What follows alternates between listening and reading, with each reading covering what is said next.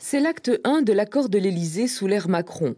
Entre les mains d'Édouard Fritch, ce document déterminant pour la Polynésie, signé en mars dernier avec François Hollande. Un accord qui s'inscrit dans le cadre du développement du pays, sanctuarise la dotation globale d'autonomie et reconnaît les conséquences du fait nucléaire. Emmanuel Macron n'a pas dévié de la ligne fixée par son prédécesseur. Il nous l'a confirmé qu'il continuera, comme il s'est engagé lors des élections présidentielles, à mettre en œuvre toutes les déclinaisons issues de cet accord de l'Élysée. C'est ce qui est important, hein, c'est la feuille de route qui va venir après, mais qu'il allait garder les engagements pris par l'ancien président de la République et prévus par l'accord de l'Élysée. Autre dossier, l'arrêt du financement du Fonds vert, créé pour aider la Polynésie à affronter le réchauffement climatique après la COP21. Édouard Fritch reste vigilant.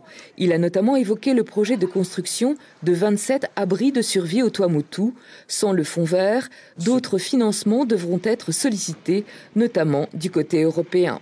Le président Macron nous a confirmé que l'État allait tout faire quant à ses engagements pris lors de la COP21 pour que les crédits soient mis en place pour intervenir dans le cadre du réchauffement planétaire. Bon, effectivement, le fonds vert tel qu'il est aujourd'hui ne semble plus être adapté puisqu'on pense, si je ne me trompe, intervenir au niveau européen demain, et c'est aussi une bonne chose pour nous puisque je suppose qu'effectivement les crédits seraient beaucoup plus importants. Sur le dossier nucléaire, le président Macron a regretté le très faible nombre de victimes indemnisées. Il s'est déclaré favorable à ce que les parlementaires polynésiens soient présents dans la commission de suivi d'indemnisation.